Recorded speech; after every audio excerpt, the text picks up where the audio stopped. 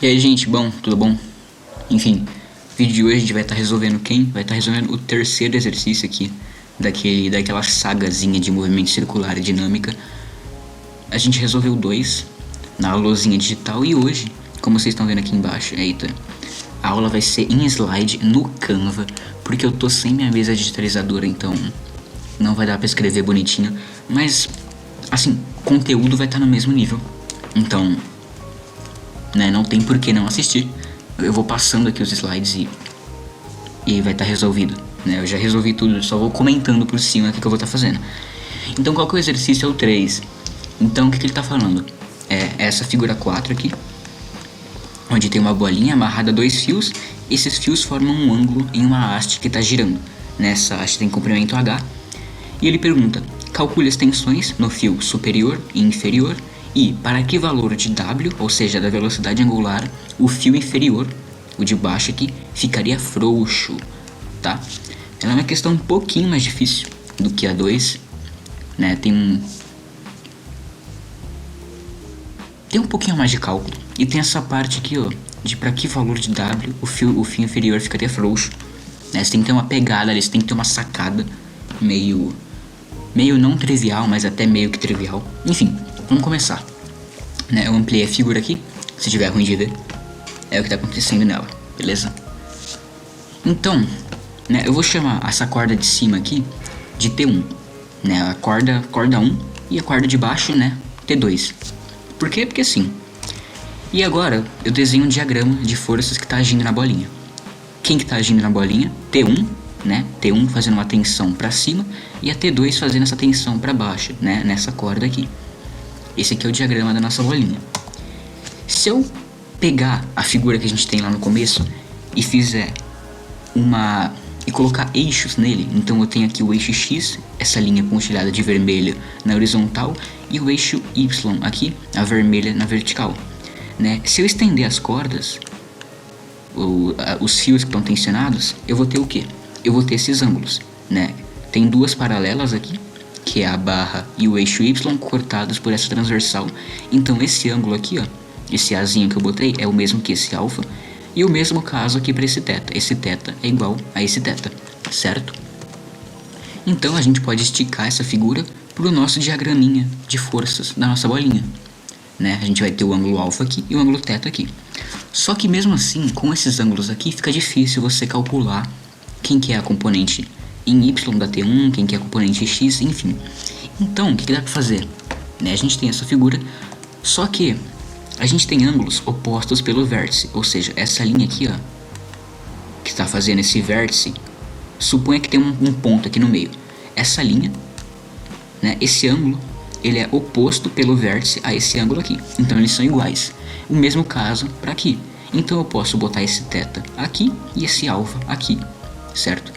E para que eu faço isso? Porque fica mais fácil calcular, decompor o vetor das tensões, né? A gente consegue decompor o T1 no T1 cosseno de θ, que é essa componente vertical, e T1 seno de θ, T1 seno de θ, que é a horizontal, e a mesma coisa pro T2, né, para tensão 2. Bom, agora que a gente tem essas tensões, a gente pode começar o exercício, né?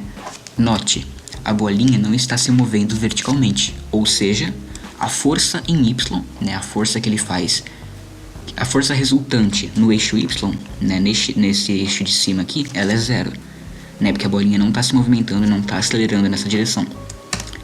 Só que não terminamos o nosso diagrama de forças, por quê? Porque a gente ainda tem a gravidade envolvida. Então eu vou adicionar aqui um mg de gravidade na nossa bolinha, beleza? Bom, agora o diagrama está completo e eu posso escrever o quê? Que a força em Y é quem? É T1, que está para cima, menos T2, que está para baixo, menos mg, que também está para baixo. Mas como Fy é igual a zero, se eu igualar isso daqui a zero, passar o T2 e o mg para o outro lado, eu vou ter o quê? Eu vou ter que T1 cosseno de θ é igual a T2 cosseno de alfa mais mg. Beleza? Essa é a nossa primeira equação. Então eu vou guardar ela aqui embaixo. Se o Canva ajudar e não ficar aparecendo esse negócio preto aqui embaixo, é ótimo, né? Enfim, então vamos continuar, né? Quem que está fazendo a força centrípeta, né? Porque a nossa bolinha, ela está girando em torno de um eixo. Então tem uma força centrípeta atuando nela. E quem que está fazendo esse papel? Justamente as tensões, né? As tensões no eixo X estão puxando, né? Puxando entre aspas, a bolinha aqui para o centro. E essas forças que estão fazendo o papel de força centrípeta, certo? Então eu posso escrever o quê? Que a T1 seno de θ mais a T2 seno de θ, nessas forças no eixo X, são iguais a MA. E essa aceleração é quem? É justamente a aceleração centrípeta. Então eu posso escrever isso daqui como sendo mvr ao quadrado sobre 2, né? Isso daqui é força centrípeta. Para você que não sabe, a aceleração centrípeta é v ao quadrado sobre r. E a força centrípeta, ma, vai ser o que? mv ao quadrado sobre r. Então, nossa T1 seno de θ mais T2 seno de α é igual a mvr ao quadrado. Só que a gente sabe do movimento circular que a velocidade, ela é o quê? Ela é a velocidade angular vezes o raio, né? E por que eu fiz isso? Por quê? Porque a gente não quer descobrir a velocidade, a gente quer descobrir a nossa velocidade angular, né? Que é o nosso W. Então eu vou jogar essa velocidade aqui e eu vou ter essa nova equação aqui de baixo. T1 seno de θ mais T2 seno de α é igual a quê? mw ao quadrado vezes o raio. Beleza? Só que aí surge a questão. Quem que é R? Né? Nessa nossa equação, quem que é o raio? Se a gente voltar para a figura, o raio é justamente a distância da bolinha para o eixo, né? Então é essa distância rosinha que eu circulei aqui, certo? Então eu vou levar para cá. E agora, como é que eu calculo o raio? Né? O exercício me dá H. Então de alguma forma eu tenho que relacionar o raio com H, né? Porque é a única medida que eu conheço. Eu não sei a medida das cordas, eu não sei a medida das cordas, eu só sei o tamanho do eixo aqui. Então eu preciso escrever em função dele. O que eu vou fazer? Eu vou dividir essa barra em dois tamanhos, H1 e H2, né? Sendo H2 esse tamanho aqui de baixo e H1 esse de cima, beleza? Eu posso usar as relações de um triângulo retângulo, né? Porque se eu puxar esse R perpendicular ao eixo, eu vou ter um ângulo de 90 graus aqui, e isso vai ser um triângulo retângulo. Então eu posso usar tangente seno e cosseno, certo? Quem que é a tangente de θ nesse caso? Tangente de θ é cateto oposto R sobre cateto adjacente, que é o H1. Então, tangente de θ é R sobre H1.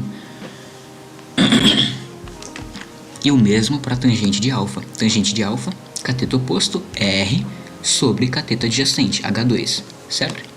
Tenho essas duas relações. Quem que eu quero isolar? Eu quero isolar H1 e H2. Então eu vou escrever o quê? Que H1 é R sobre tangente de θ e H2 é R sobre tangente de alfa, tá? Eu só manipulei essas equações aqui de cima e cheguei nessas equações aqui de baixo, certo? Bom, agora que eu tenho essas equações, eu sei o que? Eu sei que o Hzão, né, o tamanho total do eixo, é o H1 mais o H2, né? Então eu vou tacar esses H1 e esse H2 que eu conheço aqui nessa equação do H. Eu vou ter o que? Que o H é R sobre tangente de θ mais R sobre tangente de alfa, beleza? Tendo isso em vista, eu vou fazer o que? Vou fazer um MMC. Essa parte aqui pode demorar um pouquinho para se analisar, mas o que eu fiz? Eu fiz um MMC. Eu coloquei todo mundo no denominador comum, que foi o que? Tangente de θ vezes tangente de alfa. E quem não tinha tangente de alfa, eu joguei aqui, né? O R, eu multipliquei esse daqui por tangente de alfa e esse por tangente de θ, certo? Então eu fiz o MMC e eu cheguei nesse resultado de H. Só que quem que eu quero? Eu quero o R.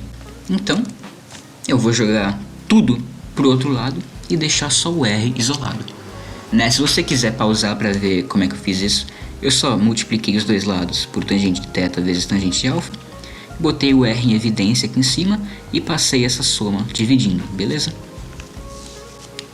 Basicamente isso. Agora a gente pode guardar o nosso R e voltar ao que a gente estava, né? A gente estava onde? A gente estava na equação da aceleração centrípeta, causada pelas tensões. E agora a gente sabe R, né? Sabemos R. Então a gente pode continuar. Queremos descobrir quem? W, velocidade angular.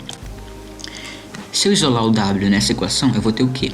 Que W ao quadrado é igual a T1 seno de θ mais T2 seno de alfa, dividido por mr, beleza? Da equação 1, a gente pode tirar o quê? Equação 1, lembra que tá aqui embaixo. Tá ali embaixo, aqui esse negócio sobe, me atrapalha. Tá ali embaixo a equação 1, dá pra ver? Da equação 1 a gente vai ter o quê? Que a tensão no fio 1, né, essa tensão que era a de cima, ela é o quê? É T2 cosseno de alfa mais mg sobre cosseno de θ. E aí eu vou substituir esse T1 nessa equação. Por quê? Para deixar tudo em função de uma tensão só, beleza? Então eu tenho aqui a equação geral e vou substituir o T1 aqui, certo? Vai ficar o quê? Vai ficar esse negócio gigante aqui, tá? Eu joguei o T1 dentro desse T1 aqui, ficou o quê? Ficou T2 cosseno de alfa, daqui mais mg, tudo isso vezes o seno de θ, dividido por mr cosseno de θ, mais o que tinha anteriormente aqui, né? T2 seno de alfa sobre mr. Só que note, isso aqui, seno de θ sobre cosseno de θ, é a tangente de θ. Então vou reescrever essa equação com tangente de θ, certo? Então a gente chega nessa coisinha horrível, né? Eu ia falar que é bonitinha, mas não é. É horrível aqui embaixo, que é a equação, né? Que é a equação que dá a velocidade angular ao quadrado quando os dois fios estão tensionados, tá? Mas note, a gente poderia continuar, só que vamos voltar no exercício e ver o que ele está pedindo. Calcule as tensões nos fios superior e inferior. A gente já tem uma relação entre as tensões, tá? Se eu isolar T2, eu vou ter a T2, e aqui eu peguei a T1, beleza? E ele pergunta, para que valor de W o fio inferior ficaria frouxo, né? O que é, né? O que é o fio inferior? É esse fio de baixo aqui. Se o fio de baixo ficar frouxo, qual que é a tensão dele? Né? Pensa, a tensão é uma resistência da corda ao ser tensionada, né? Ao ser puxada. Se ela tá frouxa, a tensão nela é nula, tá? Ou seja, a tensão 2 vai ser igual a zero. Por quê? Porque o fio vai estar frouxo, ele não vai estar sendo puxado, ele não vai estar sendo tensionado, entendeu? Então a tensão nele vai ser nula. Então, né, logo, o que a gente pode fazer? Todos os termos que tem T2, a gente pode colocar como sendo zero, certo? Assumindo T2 como zero, a gente tem essa pequena equação aqui. Por quê? Independente de quem for o cosseno de alfa, esse T2 é zero, então aqui zero. Independente de quem for o seno de alfa, o T2 também é zero, então esse daqui zero também, certo? Então sobra o quê? mg, tangente de θ, sobre mr. Tem m em cima e embaixo, dá para cortar o m e tira a raiz dos dois lados. A gente descobre a velocidade angular em função somente do ângulo θ e do raio, né? E da gravidade também, né? Mas supondo que a gente está fazendo tudo na Terra, a gravidade é praticamente a mesma, certo? A gente tem essa equação e agora a gente vai fazer o que? A gente vai buscar o R que a gente tinha descoberto lá atrás, né? E a gente vai colocar ele ali dentro e vai ficar essa beleza, né? Incrivelmente linda. Só que ainda tem espaço para simplificações, tá? Tem tangente de θ em cima e tangente de θ embaixo, dá pra cortar, né? E a gente vai ficar com esse negócio aí. Se eu pegar essa coisa de baixo aqui, o que é dividir por uma fração, né? Dividir por uma outra fração é multiplicar pelo inverso. Ou se você não lembra disso, você multiplica essa parte daqui de baixo por tangente de alfa mais tangente de θ e a parte de cima por tangente de alfa mais tangente de θ. O que você vai ter? Você vai ter que aqui vai cancelar e aqui em cima vai aparecer o tangente de alfa mais o tangente de θ. Certo? Então você tem que a sua velocidade angular vai ser esse negócio aqui. Se eu colocar alguns termos em evidência, né, eu coloquei g sobre h em evidência, E aqui dentro ficaria o quê? Ficaria tangente de alfa mais tangente de θ, tudo sobre tangente de alfa. Só que o que eu fiz? Tangente de alfa sobre tangente de alfa seria 1. Então eu deixei esse 1. Né? Se você fizer a MMC aqui, você ia multiplicar por aqui e ia voltar ao que era antes. Tangente de alfa mais tangente de θ sobre a tangente de alfa. Certo? Mas eu só simplifiquei para ficar um pouquinho mais fácil de visualizar. Certo? Só que perceba, esse valor é o momento exato em que a corda 2 fica frouxa. O que isso quer dizer? Que para qualquer valor menor do que esse, a corda 2 também vai ficar frouxa. Então, a velocidade angular não é só igual a isso, ela pode ser o quê? Menor ou igual. Certo? Então, se a velocidade angular for menor ou igual a isso, a corda 2 está frouxa. Beleza? Bom, esse é o fim. Né? A gente respondeu o que o exercício queria, que era o quê? Para qual velocidade angular, o fio de baixo, o fio 2, ficaria frouxo. Né? E é justamente essa expressão aqui. Beleza? O vídeo foi esse.